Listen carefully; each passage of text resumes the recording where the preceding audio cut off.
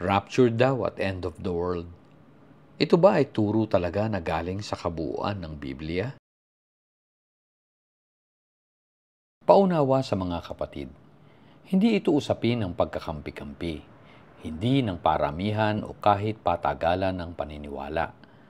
Ito ay usapin para sa katotohanan ng mga sinabi lang na kwento sa Biblia. Walang dapat na pagdaragdag, pagbabawas, at pati na ng pag-angkin sa mga sulat. Sapagkat ang katotohanan ay dapat na nagbabase lang sa konteksto at layunin ng sumulat, gayon rin lalo na ng sa sinulatan. At malinaw na hindi tayo sa ating panahon ngayon ang kausap pa sa mga sulat. Kaya't kung kahit ang katotohanan ito ay hindi na natin makayang tanggapin, malayong maunawaan nga natin ang mga sinasalaysay ng Biblia.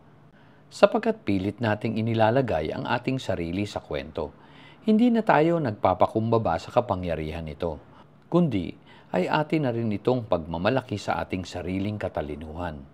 Oo nga't sa isang banda, ang mga kwento at salaysay ay atin ring kinapupulutan ng para sa paggawa ng kabutihan.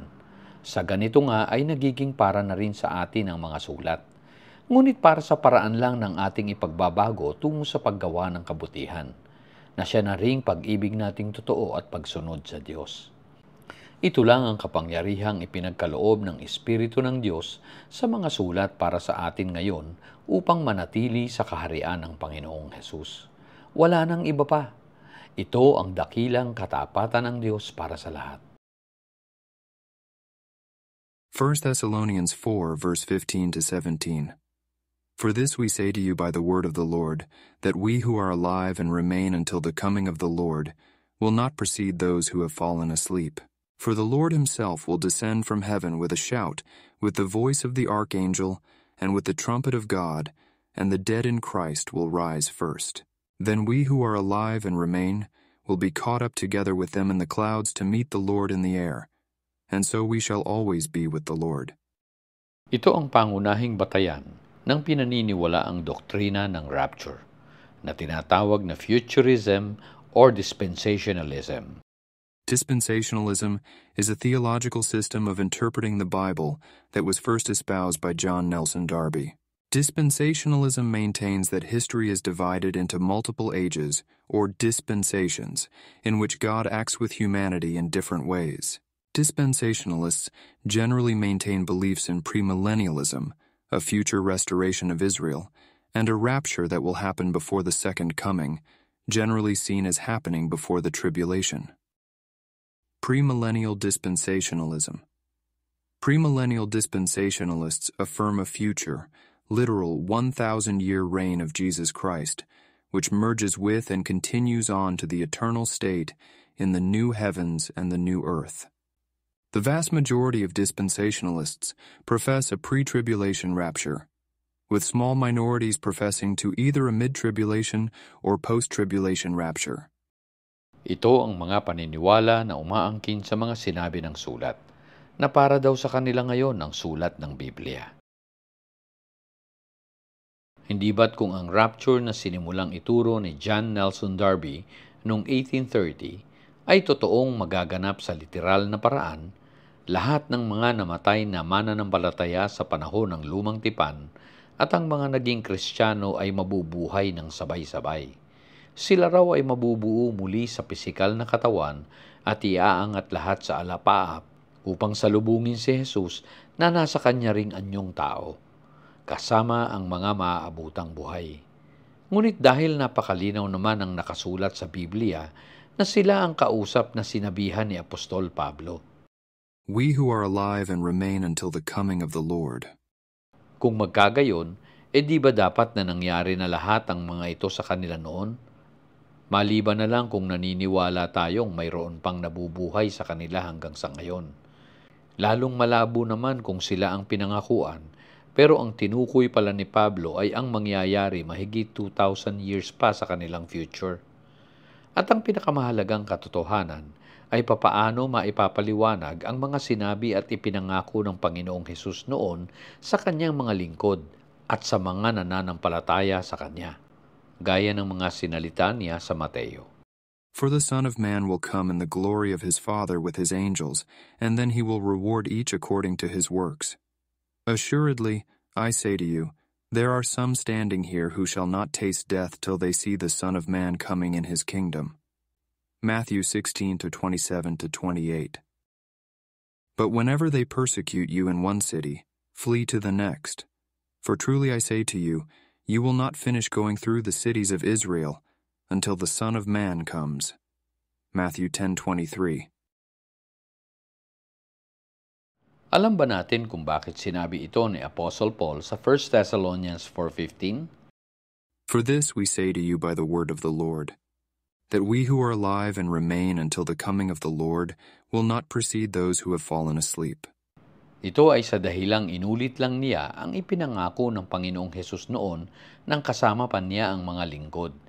Kaya sinabi ni Apostol Pablo na for this we say to you by the word of the Lord, upang ipaalam sa lahat na hindi ito galing sa Kanya. Ito ang sinabi ng Panginoong Hesus noong kasama pa niya ang mga apostol, na inulit lang ni Paul. Assuredly I say to you, there are some standing here who shall not taste death till they see the Son of Man coming in his kingdom. Hindi makakayang kahit paikutin at balasahin ang mga salitang ito. Napakalinaw ng mga salitang ipinangako ng Panginoong Hesus. Mailan sa nangakatayo rito na hindi matitikman sa anumang paraan ng kamatayan hanggang sa kanilang makita ang anak ng tao na pumaparito sa kanyang kaharian. Lalabanan pa ba ng iyong kaisipan, kapatid, ang mga salita ng Panginoong Hesus?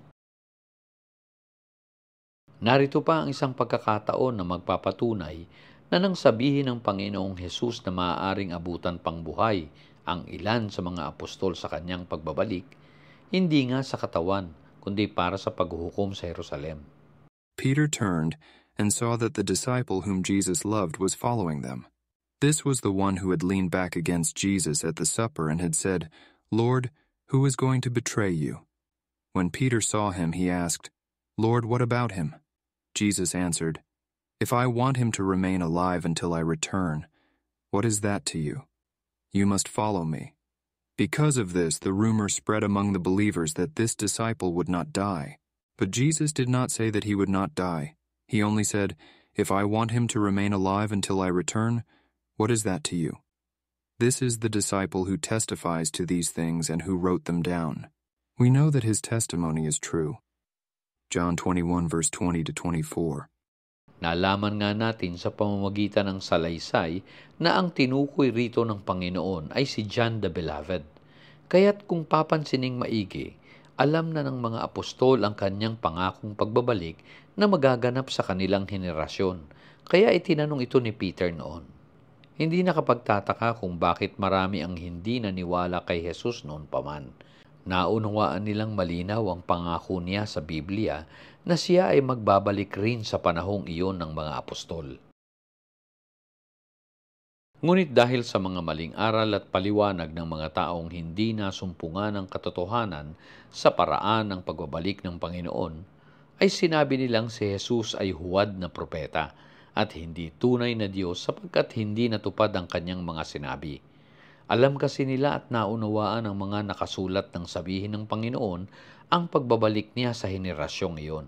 Dahil sa mga maling aral ng mga nagpakilalang Kristiyano noon, ay nagdulot iyon ng kalituhan sa marami.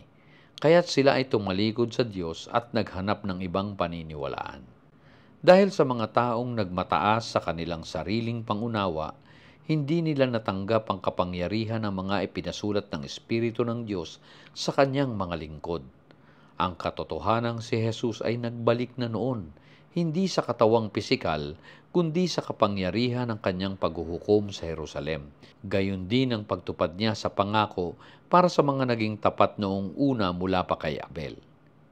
At ang pinakamahalaga, ang pagtatapos sa Old Covenant Age upang mapalitan ng bago, na siyang New Heaven and New Earth, o ang New Covenant Age para sa wala ng hanggang panahon, na ang ipinalit ay hindi na matatapos at mananatili para sa habang panahon.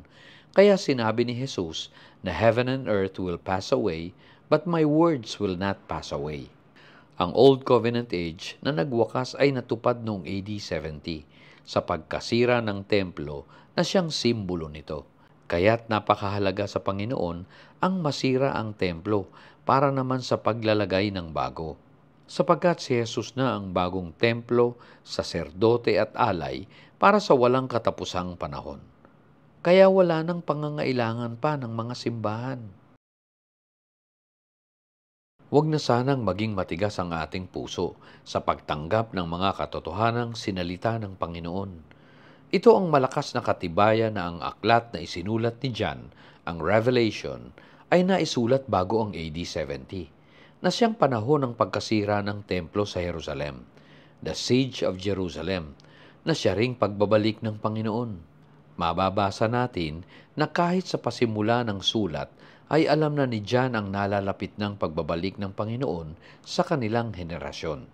Sapagat ito nga ay sulat ng pahayag mula sa Panginoong Hesus para sa kanila at hindi sa atin ngayon, para sa mga dapat mangyari sa panahong iyon. Kaya maling-mali ang sabihin na malapit pa lang na mangyari sa ating panahon ang sinabi noon sa kanila na malapit nang mangyari. Mahigit 2,000 taon na nang sabihin ito sa kanila at hindi sa atin sinabi. Ito ang nakasulat sa unahan pa lang ng Revelation. The revelation of Jesus Christ, which God gave him to show to his bondservants, the things which must soon take place. And he sent and communicated it by his angel to his bondservant John, who testified to the word of God and to the testimony of Jesus Christ, even to all that he saw. Blessed is he who reads and those who hear the words of the prophecy, and heed the things which are written in it. For the time is near. At ito naman ang nasa panghuli ng sulat ng Revelation. He who testifies to these things says, Yes, I am coming quickly. Amen. Come, Lord Jesus. The grace of the Lord Jesus be with all. Amen. Revelation 22, verse 20 to 21. Paalala at babala ng salita ng Diyos noon pa man sa kanila. Revelation 22, verse 18 to 19. I testify to everyone who hears the words of the prophecy of this book. If anyone adds to them, God will add to him the plagues which are written in this book. And if anyone takes away from the words of the book of this prophecy, God will take away his part from the tree of life and from the holy city, which are written in this book. Kapatid, tayo at hindi ibang tao ang dapat na magpasya para sa ating paniniwalaan. Hindi dapat na lahat ng aral na ating naririnig, lalo sa mga taong inaakala nating matalino at pinagkakatiwalaan, ay basta na lang tatanggapin. Sapagkat kahit sila ay maaaring madala rin ng kamalian. Simple lang naman, kapag wala sa Biblia ang binabanggit na katuruan, edi wala nga. At kapag kahit nagbabanggit naman ang ilang talata, ngunit hindi sumasang-ayon sa ibang talata rin ng Biblia, lalo't kung inaangkin ngayon ang kwento, kaya nagiging taliwas sa buong konteksto. Ito ay kamalian nga rin. Napakarami ng ganito, kapatid. Mga katuruang nagpapanggap at nagtatago ng kasinungalingan. Kadalasang dala-dala rin ng mga taong kahit sila ay walang malay na naliligaw. Ngunit marami sa kanila ang hindi na makabitaw kahit mayroon na silang napapansing kamalian. Dahil ito sa kanilang mahigpit na kapit sa nakasanayang tradisyon. Ayaw na nilang maglakas loob para sa Diyos sapagkat nanghihinayang na sa kanilang pinagsikapang pag-aaral na naglagay sa kanila sa katungkulan. Naghihintay sa kanila ang mga naipasulat ng Espiritu ng Diyos na nananatiling sapat para sa pangunawa ng mga naghahanap sa Kanya. Gamit ang salita ng Diyos ay magsaliksik, mag-aral at bumalik muna sa payak na kwento ng Biblia. Mararanasan at masusumpungan natin ang lubos na mapagpalayang katotohanan ng Diyos. Pagpalain tayo ng Panginoon.